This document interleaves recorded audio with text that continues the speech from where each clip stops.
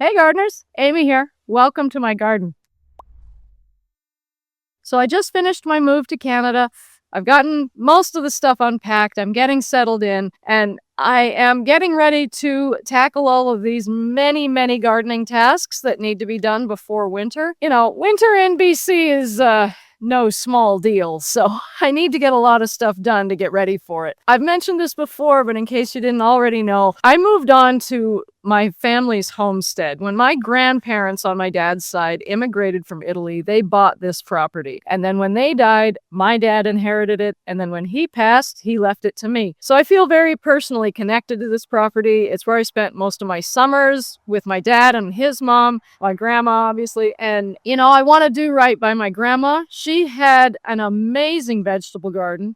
She had this row of peonies over here that was just to die for, would knock your socks off when they were blooming. And right now I'm standing in the orchard where they used to have at least half a dozen, and I think about 8 apple trees and several plum trees. 4 of those apple trees are still alive. One of them is being encroached on by the forest. Like, I didn't see it at first. I thought there were only 3 left, but there are 4. They're in really rough shape. I don't know when they were pruned last or if they've ever been pruned, to be honest. I don't know the history of any of these trees, but most of them have died. They're just gone.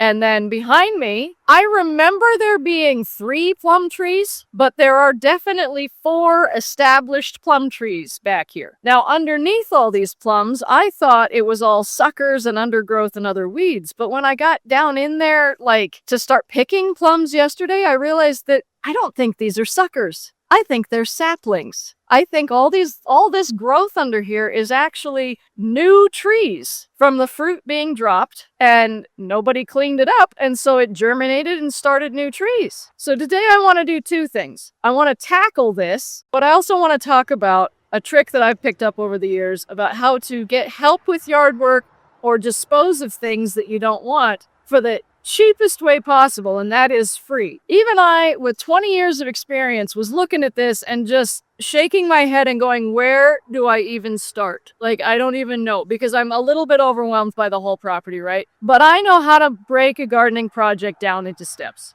I know how to do that. And honestly, the best way to start is to just start. Just pick a spot and start digging. That's really, when you've got a big overwhelming project, that's where to go. But with this one, I thought it was suckers. So I was just going to cut them all down and then dig out the weeds and go from there.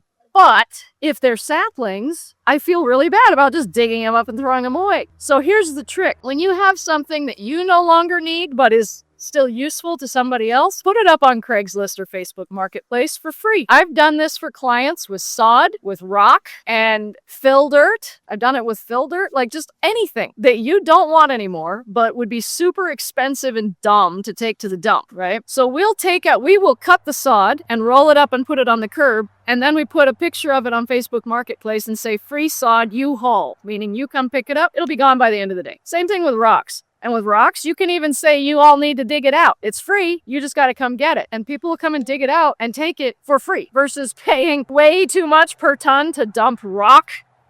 Well, it's the same thing for a project like this. These are plum tree saplings. They are useful to somebody. I have plenty of plums. I don't need any more plum trees. But I took some pictures of them. I put them up on Facebook Marketplace, and within 3 hours, I had 15 people scheduling appointments to come and help me dig these out.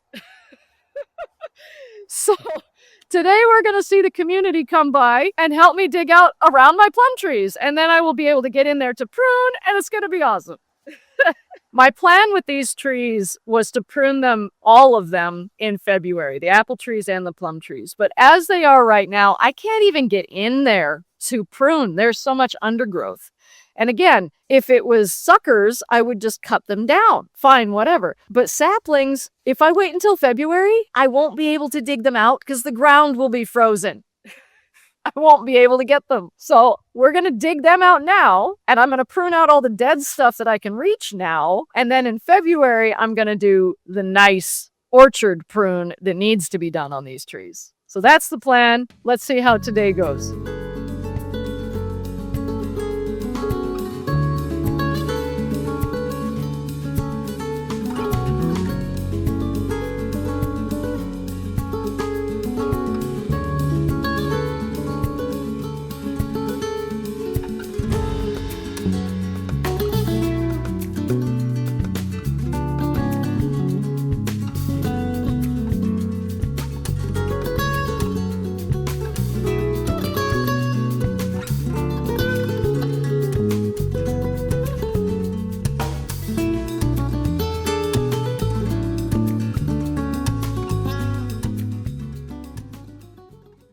So I just had 3 groups come through, and each one took, 4 to 6 or 10 or something saplings. And we've gotten a good dent in it already. I started clearing out this corner. This is really good progress. So a few tips on if you do want to post something on Craigslist or Marketplace. 1, make sure to include pictures of the current condition of whatever you're giving away. So be honest about the condition and exactly what you're asking for. So in this case, I was very clear. You're going to come and dig your own trees. You can take as many as you want, but you have to dig them. And I also said, make sure to bring a shovel and a bucket to take it home in, or a pot or something to take it home in. And the last thing that I do request usually when I'm giving away my plants is that they bring their own soil in the pot so that they're not taking a bunch of my soil, because that's really hard to replace. Personally, I do not include my address in the ad. I say the approximate location, and then when somebody says, I'm ready to head your direction, that's when I give them my address. That way I don't have people just showing up. No thank you. And then last, be prepared for a lot of responses, because even if you're asking for people to come dig out the stuff or haul it away themselves or whatever you're asking for, people respond to free stuff. It doesn't matter if it is free plants or sod or rocks or even just junk fill dirt. People will come and get it.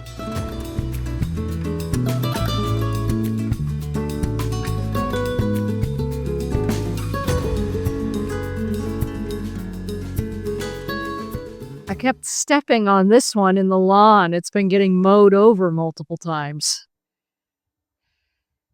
So the 6th person just left. The 7th is on their way. I've been trying to have people focus on like this side so I can at least get to the tree and start pruning all this dead out that's up here, because I can really see it now. I can see all the dead branches. So this is the next couple of trees that should come out. So that's what I'm working on.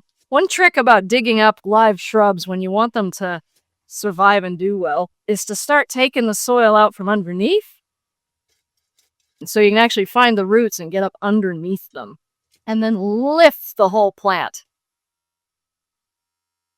The hardest part about this is that these plums have true thorns, which are mean, and they'll get you, so you have to really pay attention. A true thorn is actually a modified branch. It starts out as a sharp, pokey thing, and then it grows into a branch. You know, roses don't actually have thorns. Roses have prickles, which are modified stem tissue. And then the other kind of sharp, pokey bit is called a spine, which is a modified leaf. Plums have thorns. So I had 7 people by today, and they all took anywhere from 2 to 10 trees, and there are still so many left. This has been fantastic, but I can actually get in here now. The trees were all the way out here this morning, and now I can actually get to the main plant and start pruning if I want. So yeah, I'm going to start taking out some of this dead wood in here that's kind of in the way for getting the next suckers. Win-win. Whenever you're pruning a tree, you want to find the branch bark collar. And what that is, on every trunk with every branch, there's a little bump. Right up in the middle here, that's called the branch bark ridge. And then it goes all the way around, kind of like the knuckle of your thumb, is the branch bark collar. And you want to cut right on that line, because that's where the tree will grow new cells called callus that will seal the wound in. You don't ever want to cut down into the collar, because you'll remove those cells that would grow the callus, and you don't want to cut too far out because that leaves a stub, which is really hard for the tree to grow callus over. So for the best results, you want to cut right on the branch bark collar as much as possible, which is what I'm doing right now.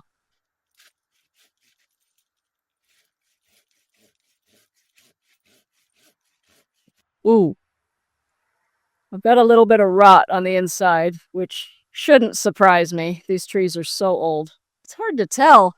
This tree either had some really good years, or it had a whole lot of really bad years and really didn't get that much bigger, and I'm thinking it was that. Nice, but that's some pretty wood, isn't it?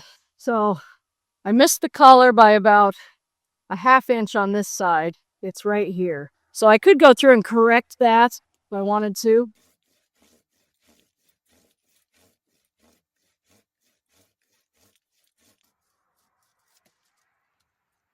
There we go. Perfect. That's right on the collar. Excellent. This right here is callus. This is what it's more or less supposed to look like after a pruning cut. This one wasn't too bad, but they left a stub. Whoever made this cut left a stub on this side. So you have callus over here, because right here was cut exactly at the right spot, but over here it was not. This is a bigger stub, so it's taking longer for the callus to get over all of this stub. And I shouldn't say it was at exactly the right spot. It looks like the whole thing was a stub. This side was just shorter than this side. So the callus was able to get over here before it grew over on this side. It's coming. It's right there. But this is the growth you want to see after a pruning cut. I think this whole branch is dead now that I'm looking at it, but I'll take it out after this sapling is gone and I can get to it easily. So I've had about 10 people come by so far, and we've cleared maybe a third of them. I can't believe how many plum saplings there are in here. Every person has left with at least 2 and closer to 10 at least saplings. And like I said, 10 people have been here, so do the math. And I've got 2 more people on their way here right now, but I can actually get to some of the upper branches now. There's nothing here in my way. I can get here and start pruning the dead stuff out. So I'm going to do that while I wait for the next folks.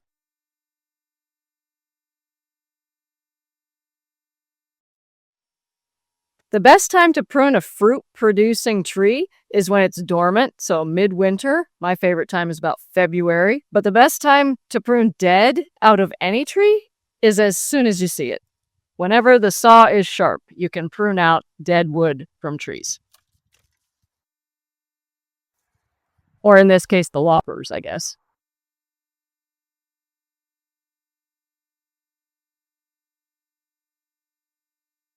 So those last folks just took like probably 3 or 4 saplings out of this spot, and now I can actually get in here to prune what I couldn't even reach before.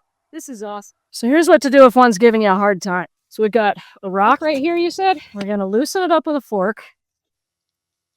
And then with your shovel, come in and start taking the soil out so that we're actually removing some of the medium around it, and then we can dig a little bit deeper.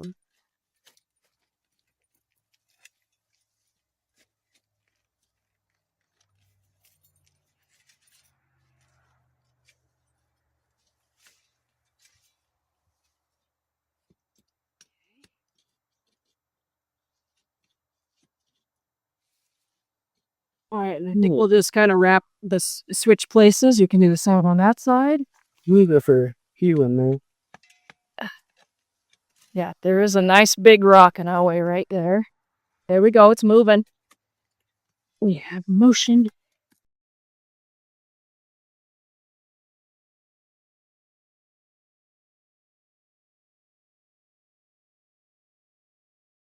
I'm bending my fork.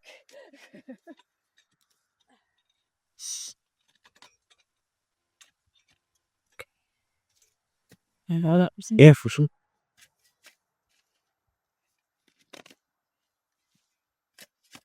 There's the rock. Yeah. Trick with rocks is you got to get around them and underneath. There it is. Okay, now we're going to have at least 2 or 3 big tap roots. Unless this one's a sucker, it might be. This one might be. So basically do this same thing on the other side. Yeah.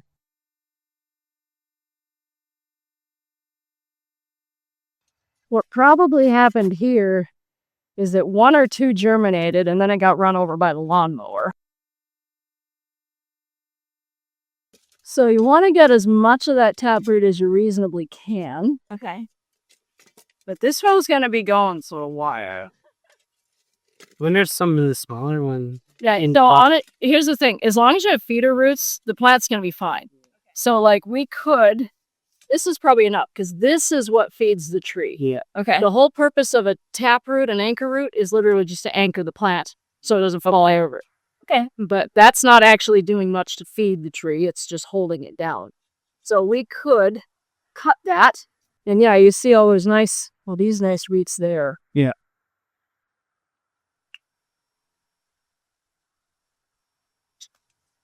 Jeez.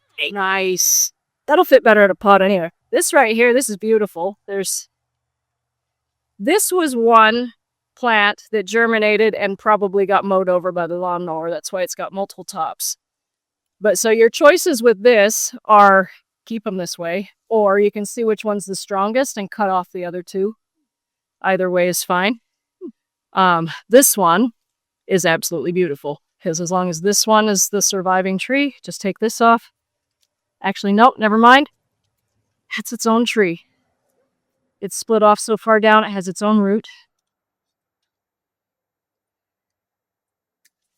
It has an anchor root, and then it also has feeder roots. This is what actually feeds the tree and absorbs water. So as long as you have feeder roots, your tree will be fine. There we go. Cool. So update on the plum trees. It's been 2 to 3 weeks since I started this project. I've had somewhere around 20 people come out. I lost track, around a dozen. But we've gotten a little over 50% of these out. What's left now is mostly big ones that are really hard to dig, and the ones that are right up next to the base of the main trees. So those ones are presenting a little bit more of a challenge, but we're still getting them out. It's taking a little longer than if I had just ripped them out with a truck by myself, but the trees are getting reused, they're getting replanted, people are going to enjoy them for years and years and years, versus just tearing them out and throwing them away, which just didn't feel right with me, right? So I'm really stoked about this project. It's coming right along. I've been able to prune the trees as we are digging the saplings out from around the base. I can actually get to the branches now, which is really exciting. The pruning I have to do is going to be a lot easier.